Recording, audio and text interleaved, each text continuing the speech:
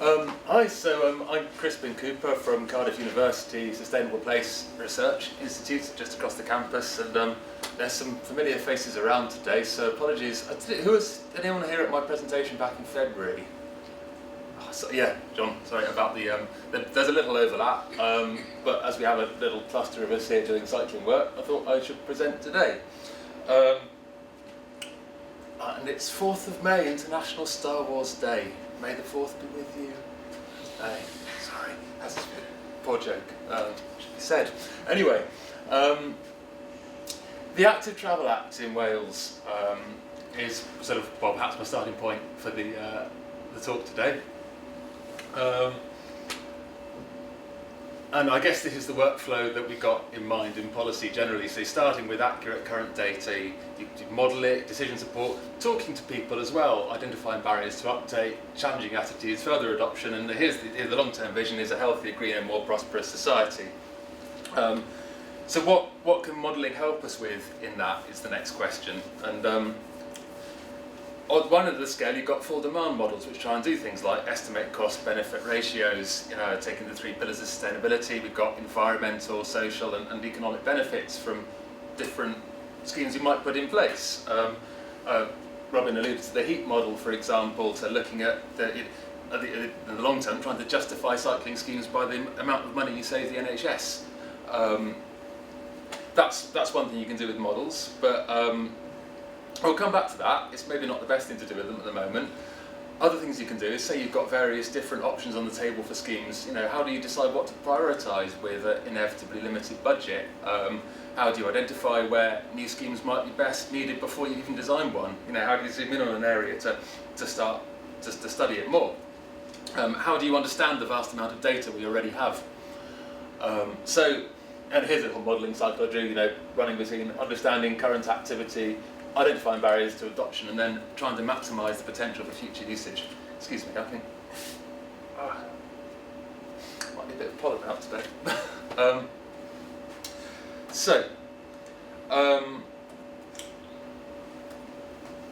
I sort of approached the problem of adapting existing transport models for use with pedestrians and cyclists, and particularly cyclists today. And transport models are things that have been around for a long time. There's one of the earliest graphics I could find of one, which is of San Francisco in the 1940s, I think.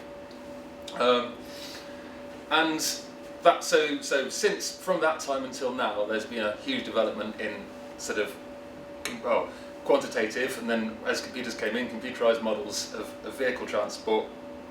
And kind of the modern standard for a model, as I think from the show of hands about half you know already, is the 4-stage model, which is, this is from the Department for Transport's web tag guidance, and I'd be impressed if anyone who didn't know could actually identify the 4 stages from that model, because it's not very clearly drawn.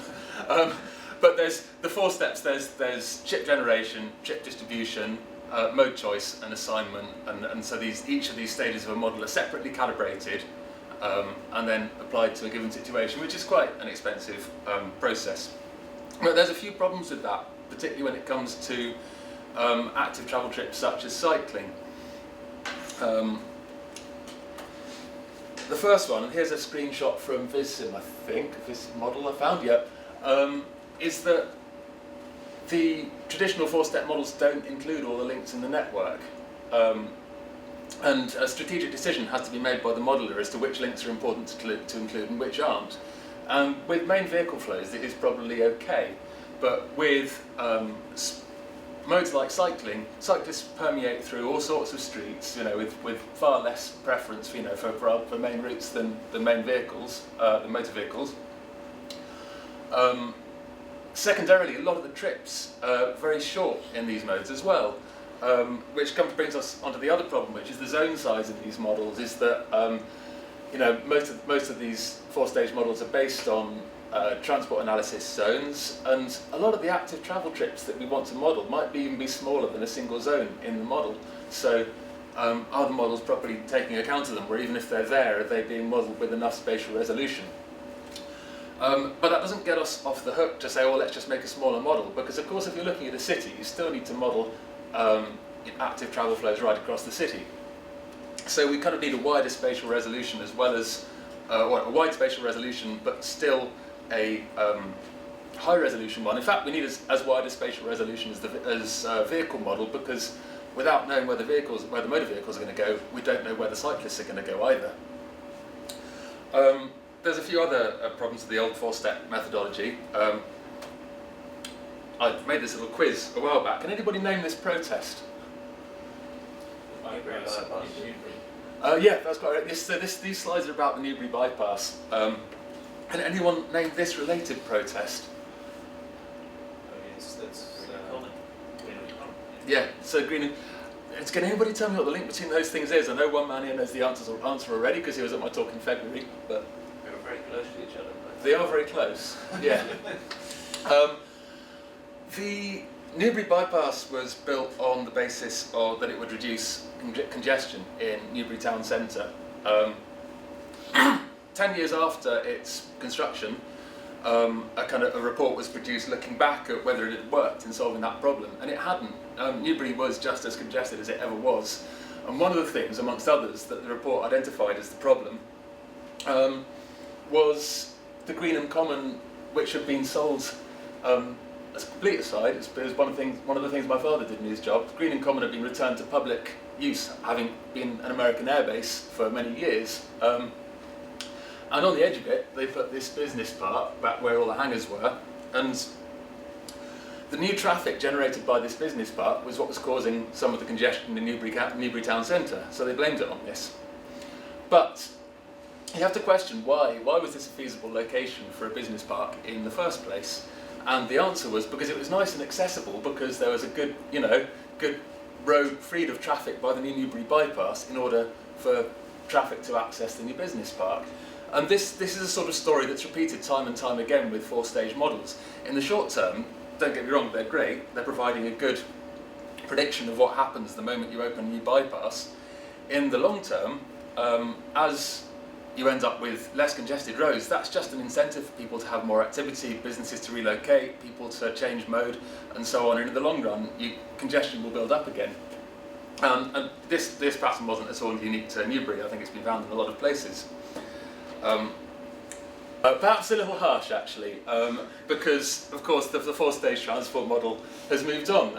And so now we have land-use transport interaction models, which means we add another loop to the four-stage model, looking at how the changing patterns of accessibility will affect the changes in land use, what activity is going to go where, how dense, who's going to do it, and then how that will loop back to affect the transport behaviour. The trouble is here, this is starting to get really, really complicated to build and calibrate a model, and hence expensive. Who can name this scheme? It's been mentioned today already. HS2. HS2's got a budget, I think the last I heard, around the 60 to 70 billion mark, and you can spend a lot of money on modelling if you've got that kind of budget for the whole scheme. If your scheme, on the other hand, looks more like this, you can't go pouring an endless amount of money down a modelling drain. So we need to kind of make simpler models that still account for the effects that are of importance to active transport, or active travel.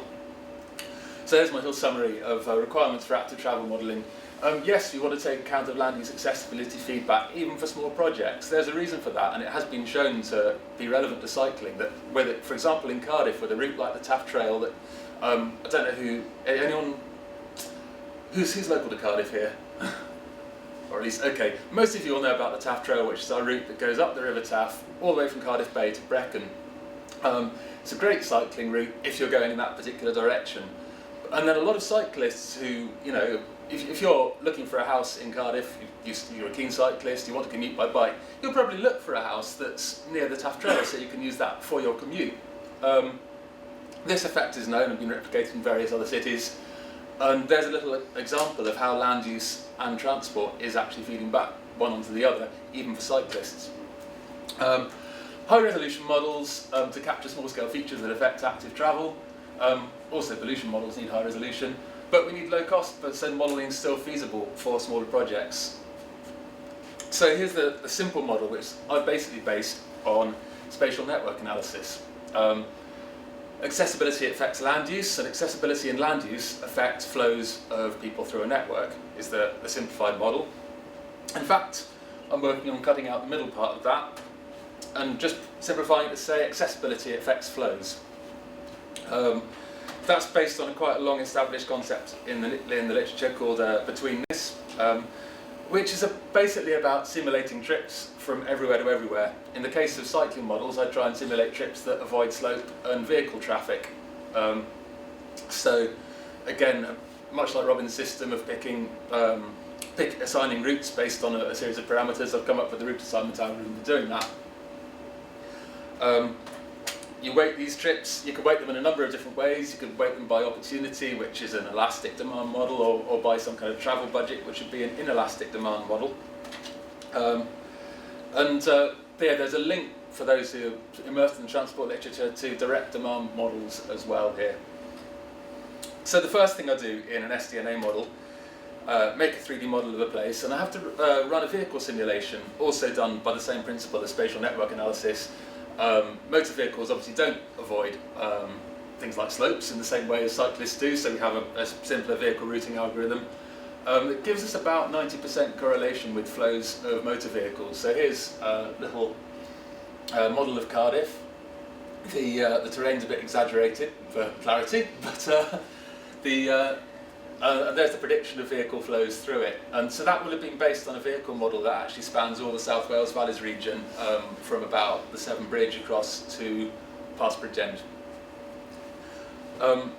So based on that, we can then look at various patterns of how cyclists might travel. And there's, of course, you start with the question of where people are going from and to. And as I say, we start by looking at everywhere to everywhere. This is very much a spatial network analysis approach.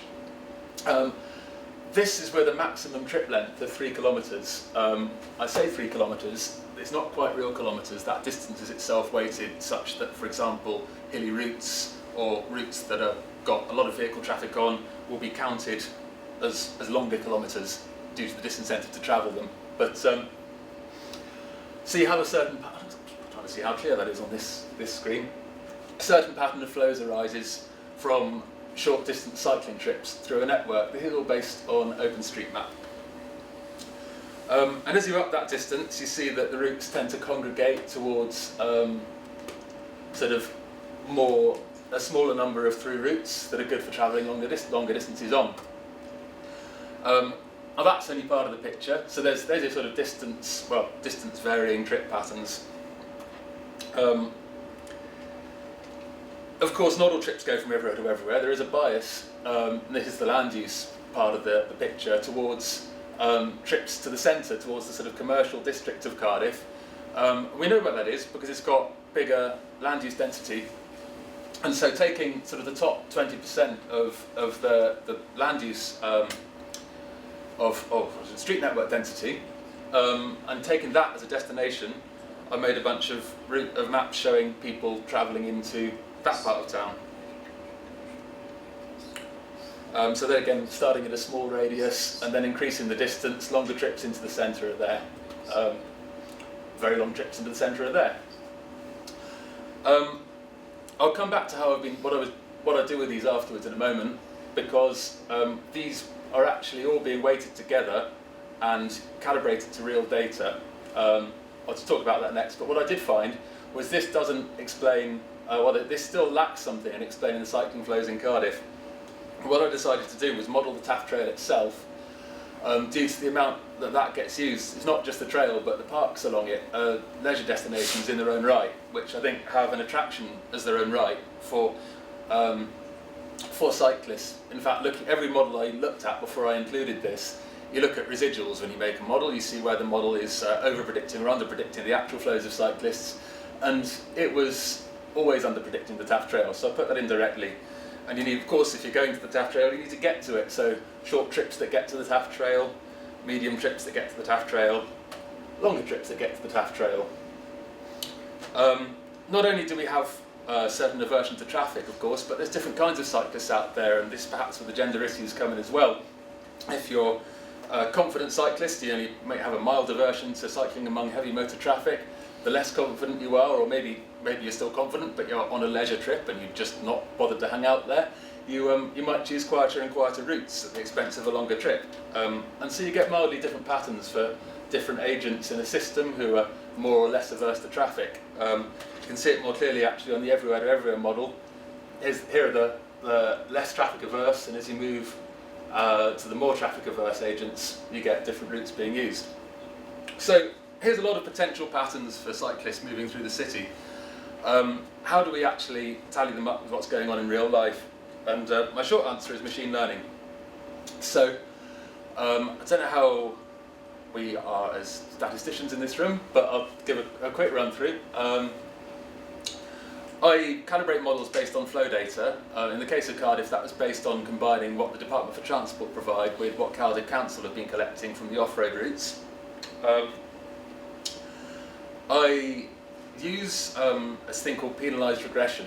Because if you're a statistician and you just saw all these different models and thinking I'm weighting all these different models to determine which are better explaining the patterns of cycling, then alarm bells should be going off in your head about having far too many variables in your model.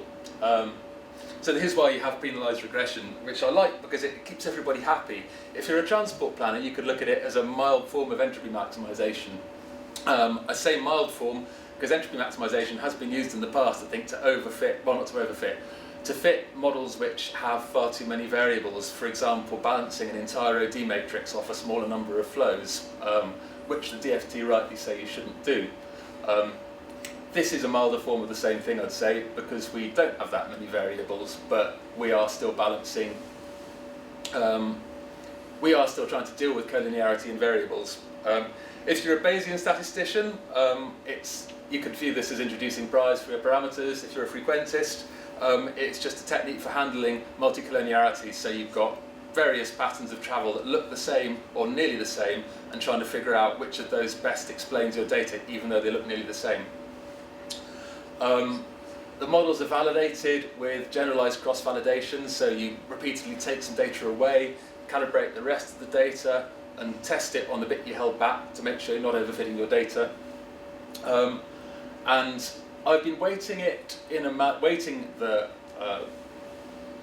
model performance. So when I calculate how well a model performs, what did I say about? So what the preferred metric in transport statistics is to use something called the GEH statistic. Who's familiar with that here? I don't know what my audience is today. No? Anyone familiar with GEH? Okay, I won't go on to explain what that is, but the weighting of these models doesn't use GEH directly, but it is geared towards producing good GEH scores, which balance the kind of absolute and relative errors in a model. How well does it all work? Well, so starting with a really simple model where you just have one kind of cyclist that goes as 3 kilometres, we've got, that actually explains 56% of the variability in all the cycling flow data in Cardiff. That's about 75 data points we have around the city where flows of cyclists are measured. And as you add all these different kind of agent models I just showed you, trips to the centre, trips to the Taft Trail, more confident cyclists, less confident cyclists, you get up to around 78%. I think I'm running into a sort of limit on the data accuracy here, and questions have been raised, particularly with the DFT methodology for counting traffic, as to whether it accurately picks up cyclists, because their job's to count cars, and the fact we get cycling data from them is a bit of a bonus, really. Moving on from that. I do have plans to go on, though. You could also add in matrices, such as Robin's been doing. You could add directly from census data, you can add commuting matrices to this. You can weight by land use as well. For example, if you've got address points from the Ordnance Survey or like large employers, you can weight the model with these features. So here we go. Here's a quick model of cycle flows in Cardiff, effectively extrapolated from all the measured flow points we have in the city. And what can you do with that? One thing you can do is, you can apply the heat model to that to try and calculate the health benefits and hence the savings to our health infrastructure from having a healthier population. That's fine. I did also make off this one last year a conflict model which identified risk routes where cyclists and motor vehicles are likely to want to be using the same place. These black dots all are recorded incidents on the police database, so, and you see they do actually tend to cluster along the predicted risky routes, so the model is certainly showing us something there. You can also try and use these models to predict the effect of infrastructure on cycling demand. I know we had a point earlier that, it is still debatable whether or not infrastructure directly derives demand for cycling. There's totally mixed academic literature on the subject, but one model I did make based on this was looking in the overlap between preferred cyclist routes and preferred vehicle routes in Cardiff and in Copenhagen. And in Cardiff, the most popular vehicle and cycling routes have a 41% overlap. In Copenhagen, that's only a 20% overlap. And as we all know, Danish have a lot more cycling going on. So, does one drive the other? Still debatable.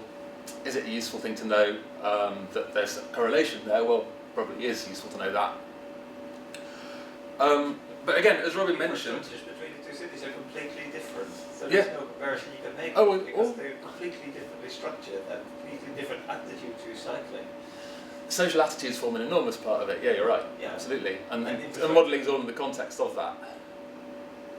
But, well, yeah, what else to say? That you can't compare them. You could say that, but then there's a number of studies that have shown impacts of cycling infrastructure, and there's a bunch of other studies that have shown no impacts from cycling infrastructure. And actually this does lead nicely into the next point, which Robin touched on, which is Jaron Hollander's recent critique of cycle modelling. And his basic point is that cyclists are very difficult to model because of a whole variety of factors. There's much smaller numbers compared to cars for a start. The data's shonkier, the models are newer, and the models are often a bit on the optimistic side as well. And the question is then, what can you do, knowing that there have been so many issues with modelling? And how does that relate to infrastructure as well? Yes. So the other point, and the long-term DFT strategy is the idea that actually there's a very big cultural barrier to adopting cycling on a very wide scale. And what we should be trying to do is gradually increasing the number of cyclists out there, partly by building infrastructure, partly by training, education, all sorts of other schemes. But the point is, when you get to some sort of critical threshold, the theory goes, then that will start increasing rapidly as cycling becomes more embedded in our culture. So this is a really challenging point of view for a modeller, because it basically means that the models right now are inadequate, but if we succeed, the models won't even describe the situation then anyway, because you don't have enough evidence about how this tipping point would work. So this is which is a very challenging point of view to deal with. So I've been thinking about that and what you can do about it, and I've come up with this, which makes me feel like a proper academic. I made a typology of models. So models can be either data poor or data rich, which is one aspect of their nature, but you can also use them. Like how you use a modelling outputs is really, I think, the key issue here. Not the fact that you're making models which may or may not have varying degrees of reliability, but the fact that one of the scale, if you're completely relying on a model, that's possibly a mistake. But if you're using that to inform other decisions, that's more useful. So at one end of the spectrum, you've got visualization tools. You can map existing flows if you've got that data. You can map barriers to access. You can map travel times. At the other end of the spectrum, you can make a full demand model, which seems to have gone off the screen, but try to estimate infrastructure costs and benefits, trying to get down to the last pound as to what we're getting out of this particular piece of infrastructure. I think possibly a dubious claim to make and a dubious area to be in. But you can use that same model to do some much more interesting stuff in between that supports your decisions when it comes to designing cycle networks. For example, mapping potential users of a new link. Rather than mapping the barriers to access, mapping the perceived effect of those barriers to access. So, for example, if we know that cyclists avoid motor vehicle traffic, not just mapping where that traffic is, but mapping actually calibrating a model to the degree to which cyclists avoid motor traffic, and then trying to figure out which are the worst parts of town for that effect taking place, which is a place to prioritise new infrastructure. Again, all of these model outputs could be based on anything from no data up to just flow data I use at the moment, or land use data, OD matrices, or travel surveys. So as I'm sort of working with a whole range of different models in terms of the amount of data input, but also in terms of the outputs and what you use them for and what you trust them for.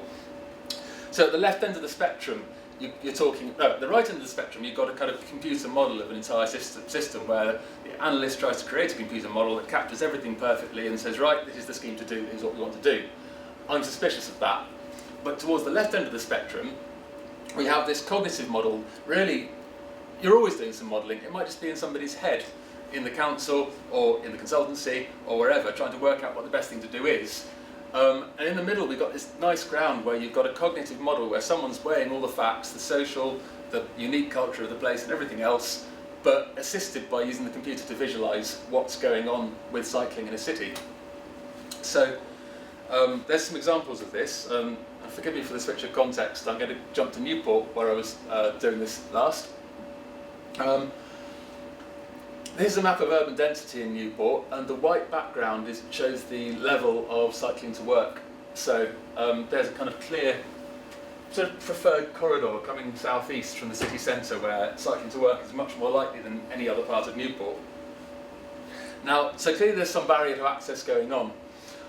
What I do with these models now is I start modelling the effect of traffic, which shows up like this. And the way I do that is by, again, it's quite similar to Robin's work, I think. Create two models, one with all the motor traffic in it and the other without the motor traffic in it. And I look at the change in accessibility for each individual link within the city that occurs when you switch on the motor traffic. And that is worst along this corridor out here in Newport and also up to the north towards the motorway junction by the tunnels. That's not completely explaining why this part of the city isn't so popular for cycling, but the next slide does, because we can do that with traffic and hills as well. So when you take motor traffic and hills combined, and you switch them on and off, and you look at the difference in your model, you're starting to see, I think, why you've got this more popular zone to the southeast for cycling and to work in Newport. It's not the full picture, and that's still ongoing research, to say. Another nice model output, predicting cycling trips for a given link. So here's back in Cardiff, just across the park from us. I think we're here. I ran a thought experiment where we hadn't built the Taff Trail, and this section from the top of Butte Park up to, I can't remember the name of this park, Haley Park, that hadn't been built yet. And you were wanting to build it, you could make a simulation and say, well, actually, who would potentially use that trip, use that link? And again, this is, I think, a nice visualization that shows you the kind of the trips all put together that would make use of a proposed piece of infrastructure. Also quite useful for debugging the model if you're not sure why a certain link isn't showing up as being used in your model. But so yeah, tree-like structure of trips. And that's the kind of thing an analyst could look at and, you know, combine it with all the other facts in front of them and say, well, what is the overall impact of adding this link? And also, it's that difficult question of, if you're building a small piece of infrastructure, how does that fit in with the rest of the network in the city? So you could be producing this sort of map for a variety of scales. What else have we been up to lately? We won some funding from the ESRC for not doing research with, which was a bit mad for an academic, but great. We spent it collaborating with some partners, Sustrans and 2 engineering consultancies, helping them with modelling sustainable transport. We've ported our software to open source QGIS, so you can use it without spending a fortune on a GIS system first. We've documented it all a lot better, and yeah, you can download it, some other thing. And future research directions, what are we doing? I'm interested in getting into more robust models, making more use of GPS traces, phone data sets, historical data, looking at pedestrians as well as cyclists, looking more at what we can contribute to land use transport interaction models, which is still a very active research area, and rekindling a link with health models. I mean, did have some research a few years ago based on this that looked at how community cohesion was affected by the spatial layout of places, so linking back to health research would be a future direction. Anyway, thank you for your patience, everybody, because it's now getting on. I think what we need is a discussion, and I think what both Robin and I would be quite keen to hear feedback on from all of you guys, and particularly people who are working in the field, on where you think we should be going. Thank you.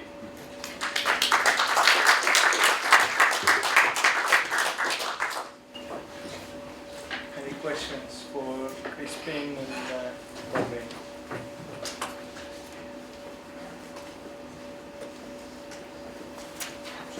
At some point, Crispin, I'll go first, since you presented some models where you increasingly build those models. It wasn't quite clear.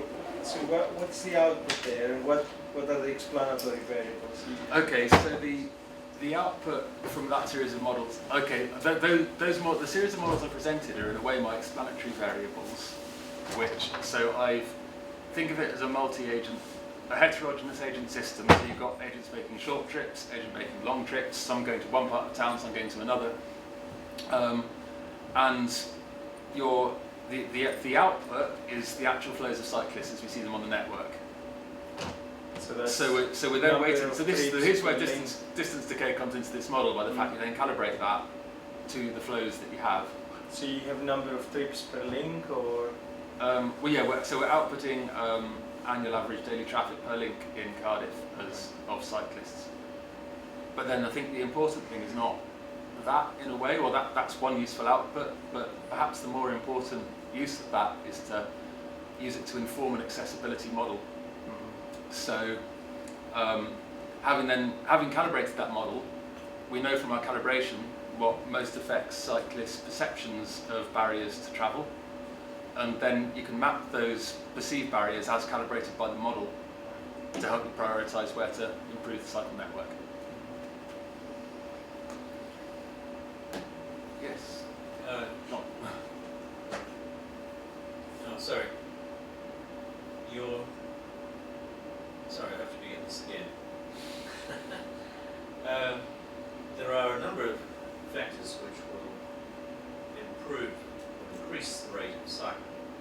You might say provision of infrastructure is one of them.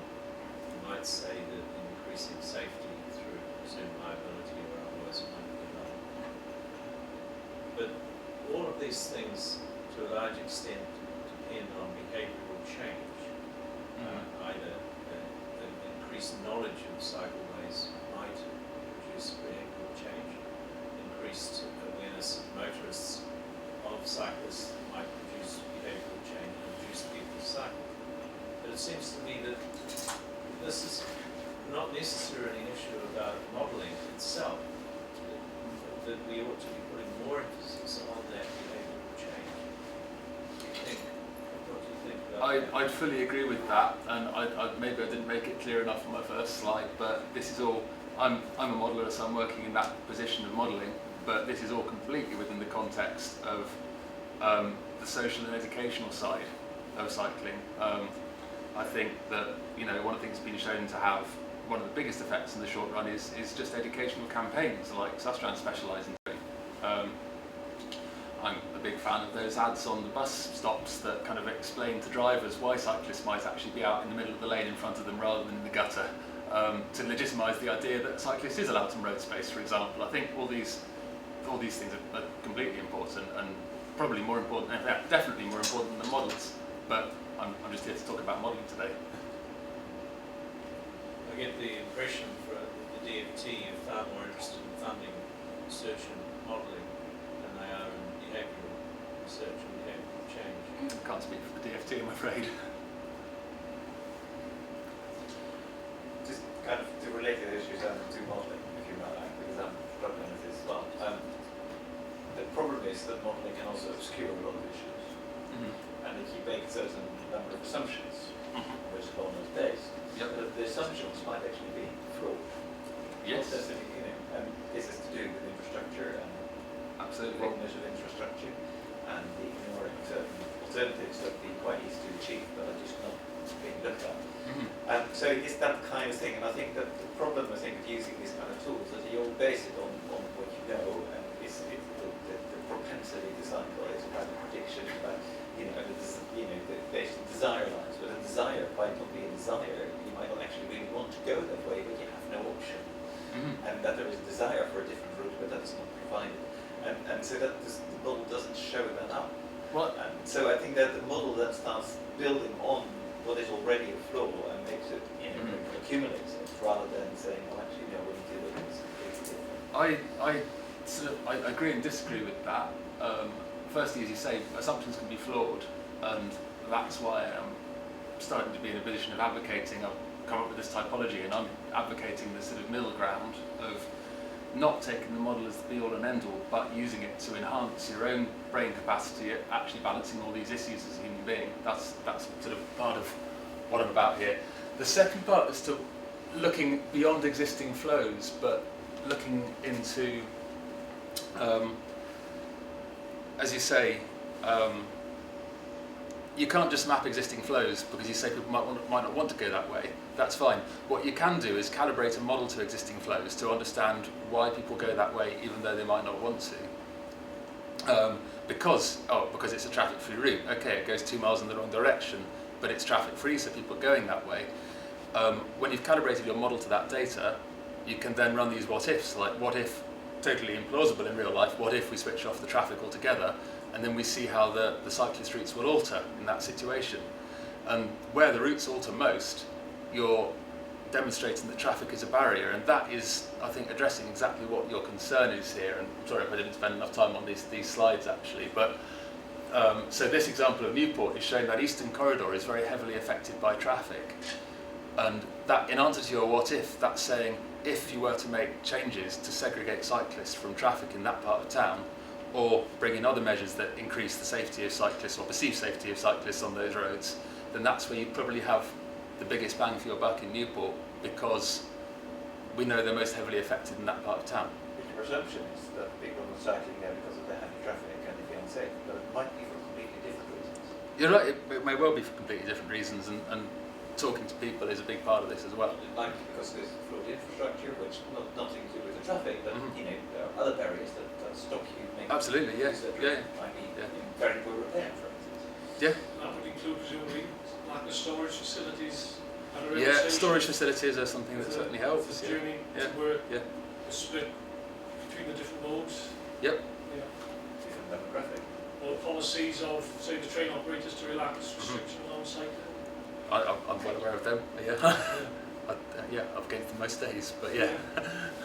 If I may, to what extent the software allows you to modify the existing network? So, for example, if you assume that there is cycling infrastructure on the network, so there is a new cycling infrastructure being built, can you actually modify the network and rerun the same algorithm on a modified network scenario? Because at the moment it seems that you are only playing with the flows, so whether there is traffic or there is no traffic, testing out how the accessibility of cycling trips changes. But what if you provide the additional infrastructure? Can you do that? Yes, so the sDNA model is basically, it's a GIS plugin, so you can download the data freely from OpenStreetMap and probably go over it a bit to check that it's actually correct for your area first. But then once you've done that and run a model, you can absolutely add new links to it and simulate the effect of changes to that network. But That's can you the differentiate whether this network should be used only by bikes? Yes, yes you can. So currently my route choice model for cyclists, and it's basic in the it takes account of the level of vehicle traffic, the level of slope, and the directness of the route.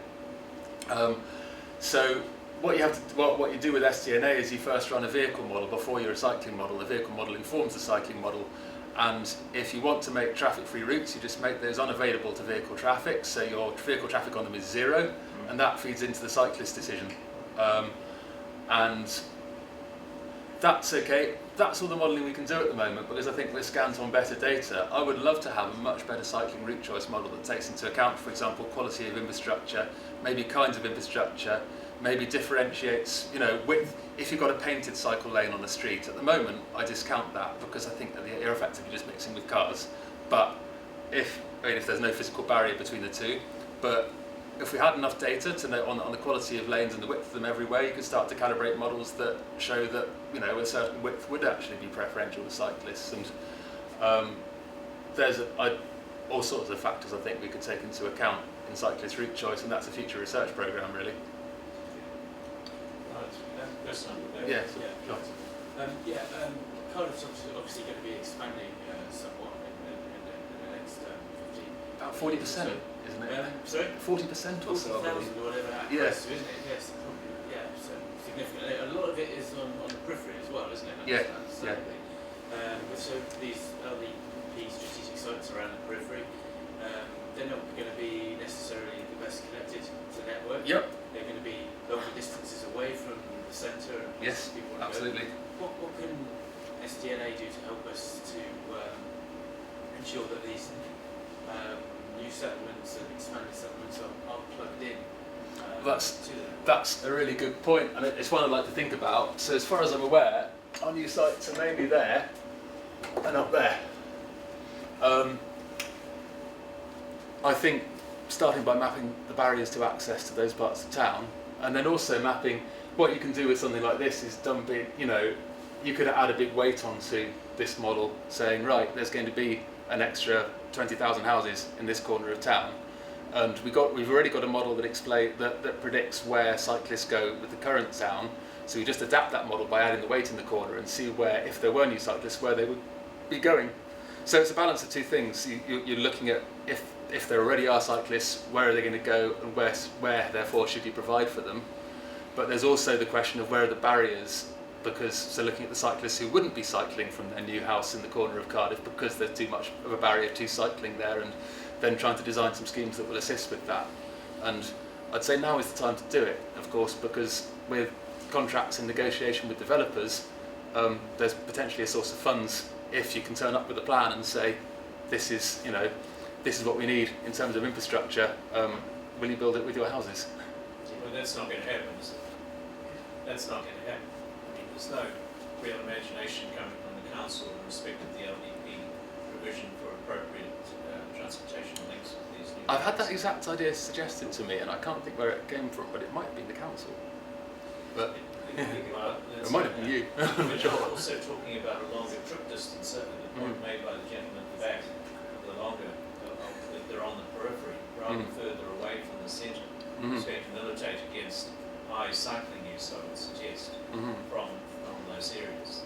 There's always We have the advantage of the time trail, it's a piece of infrastructure, fine, but we don't necessarily have infrastructure as yet, and I would suggest unlikely for these peripheral No. areas. So Well, we this have is, mechanical- you've got a lot of things in the way. Rose Park's all right.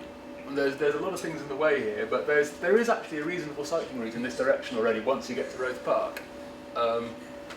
There's a few more hills over this way, which are a barrier, I suppose, but It is actually an opportunity, Yeah. it's actually an opportunity as well, because if you connect the peripheral areas, then inevitably you're connecting everywhere else in between. yeah, of So, course, it's not yeah. doom and gloom. It's something that should be done, I think. Another point on Robin, I think you're about to make the same thing I'm going to say actually. Why don't you? Is that you or not? Go on. You say I was going to say trip distance as well isn't necessarily a barrier as e-bikes get more and more popular, and that increases the feasible range. Was that the same thing? No. No, go on. Not related. So you mentioned the word barrier, and we've been talking a lot about can we model what makes people cycle, but I think a really interesting way of looking at it is if you revert that and say, what are the barriers to people cycling? I think it's safe to assume that if you removed all barriers, then people would use a form of transport that's healthy, it's cheap, and it's good for the environment, whatever. So and how can you actually operationalise that thought process? Because you don't need a model to think about cycling uptake in terms of the series of barriers. I think that's got massive potential. And what struck me about your talk is you've already mapped two of those. You mapped an estimate of the congestion or the road traffic barrier and the hilliness. But I want to link those maps to a point that I made, is that it's really important to identify the factors over which you have some control, because if you focus over and over again on the things that are out of your control, you risk wasting your time. So the factors that we definitely have some control over, the lever, or local authorities do, is where to build, and also policies, perhaps. Perhaps your kind of encouragement, your soft policies of education. So the question is, or the proposal is, perhaps we need a map per intervention. So we say, this is the amount of money we've got for building your infrastructure, and therefore we need a map estimating where infrastructure provision is a barrier to cycling. And then you could say, evidence suggests that this amount of budget should be allocated to education, whereas that cultural issue, a map of where's that, which is probably a much more diffuse map. So what do you think about using that kind of layers of barriers? That's a really good idea, but I hadn't thought of that before. Yeah. It's an interesting point about what's in and out of your control, actually, because making all these models, I'd assumed that slope wasn't something in our control. If there's a hill, there's a hill. But Sustrans turned around to me and said, well, actually, between Merthyr Tydfil and the next valley in Aberdare, they're thinking of reopening a railway tunnel that goes under the hill. And there's a nice little device, I think, in Norway, which is like a little, it's like a lift that takes you up the hill. Yeah. You really fortunate, it takes you up. There's very simple ways of overcoming this. Sorry. I can see how your model with some light granularity is much more accurate reflection of current cycling patterns. But I don't really see how it's very helpful in trying to navigate why where you should invest, which would be the best locations to target for. I think you're convincing me I've done a very bad job of explaining this today, and perhaps I've rushed it. I didn't show this for Cardiff because I thought I had too many slides, but the Newport model I have here does show that by showing the effects of traffic. So the darker areas, the thicker and darker areas of this model are the areas where traffic represents more of a barrier to cyclists. And that's computed by looking from every point on the map there. It looks at all the places you might possibly want to cycle to, and looks at how much traffic you'll encounter on them, and on the route as you cycle it, and then that is fed back to the origins. So you're seeing the areas of town in which traffic is the biggest barrier to cyclists. So this, for example, this suggests to me that some kind of corridor segregated route, if it were possible, in that direction, would be useful. That's my reading of the map, at least. I'm just rather curious about your interpretation of that map, because what we have there is obviously some cul-de-sacs and so on, where the traffic being generated, and even the short streets, where the traffic generated would be extremely light, but yet you're saying because it's dark that it's a disincentive to cycling. It's an arterial. I think what you can see, and I haven't even looked at this map in detail before, is it's an arterial route into the town. Yes. So you've got traffic coming off the motorway to the centre down this way. Yes, but that explains that route. What about the side streets to that? The side Why streets they are said highlighted that? because if you live in one of them, you're going to probably have to cross this road at some point or cycle down it at some point to get to half the places you want to get to. That's so why. It's not the traffic in that. It's not the traffic in that street. Barriers. If you live in that street, it's the effect. That's correct. If you live in that street, it's predicting all the places you want to get to, and then looking at the things on your routes that not on your actual street. So this is the kind of map I would suggest you could use to prioritise where to build, rather than looking at current levels, if that makes sense. Yeah. So what would happen if you put a new M4 corridor around Newport? Because that's not at all hypothetical.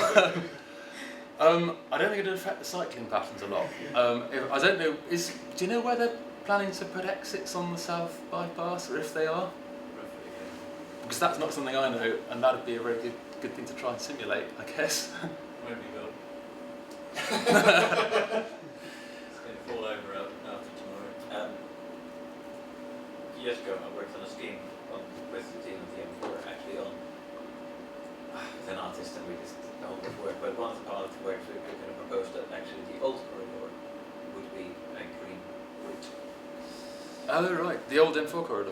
Yeah. As a kind of mitigation, and because it doesn't really serve that much local traffic, you could actually do that quite effectively. So you can remodel the traffic infrastructure. That's a very interesting point, yeah.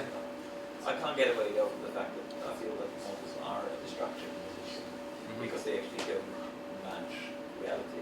And that cycling infrastructure should be provided wherever there is a route. And you can, by bringing appropriate cycling infrastructure, actually bring in appropriate road infrastructure. So certain sizes of roads, so have certain types of infrastructure for bicycling. Because you presume that cycle traffic will be as busy as road traffic, or at least will proportionally match it in some way or other, because it is a route that people travel. So people can have an option of travelling by car or by bike through that particular route. And what I think modelling does is, again, it accumulates all the mistakes rather than providing a new. I agree with you maybe to up to the last point. Yeah, in an ideal world we would absolutely, for a given level of, well, I think vehicle trips are longer, so perhaps on a very long road that you'd need to go 50 kilometres to get anyway, there's not so much call for cycle infrastructure. Sections of that longer route. Yeah, so you should have some defined provision for cyclists, absolutely. The sad state of affairs is we don't have the budget for that. We should continue to campaign for that budget. But I mean, the Welsh Active Travel Act is a case in point. There's legislation's gone in that local authorities should make these integrated network maps and have regard to them going forward with their transport plans. But the actual funding for cycle schemes following that is sadly not as keen as the legislation, shall we say. So when you're in a situation of limited funds, then I think the model's still useful to try and get the most out of those funds. We put infrastructure in anywhere, really, and it would be of some value. Of course, but where will it be of most? Well, this how many angels on the head of the pins type situation. I mean, it's going to be valuable to cyclists wherever it is. If we make a mistake about one particular route or another, does it really matter?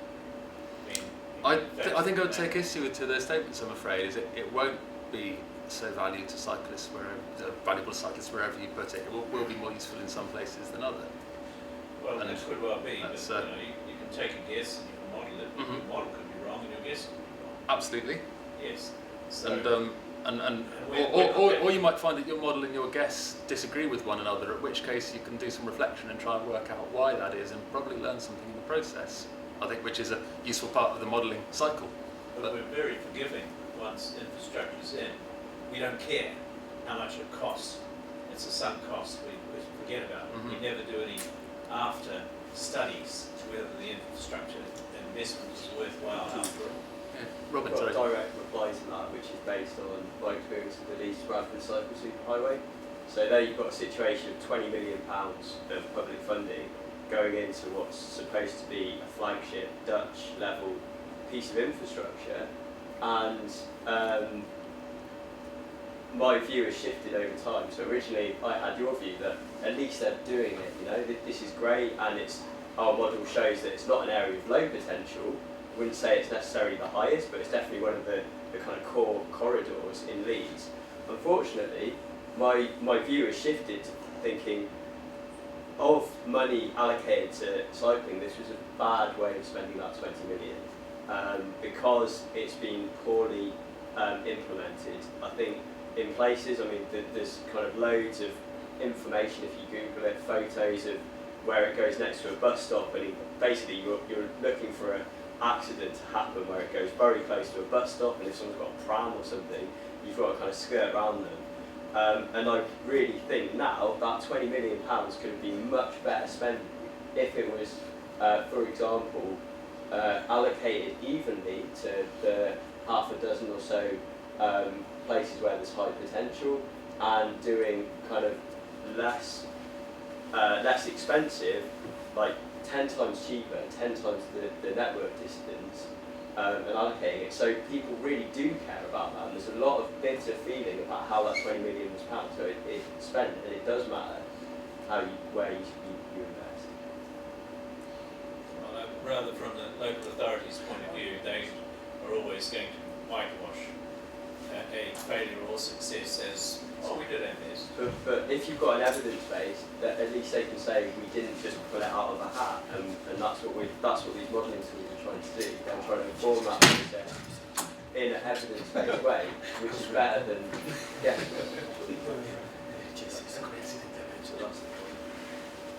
Yeah, but there's also an issue there with the quality of the infrastructure, and so that's why I get angry Yeah, about going Dutch, which if you don't go Dutch, because we could do something, well, create your own kind of version of it, we can find the Yeah, I agree. That's a separate issue. The contractor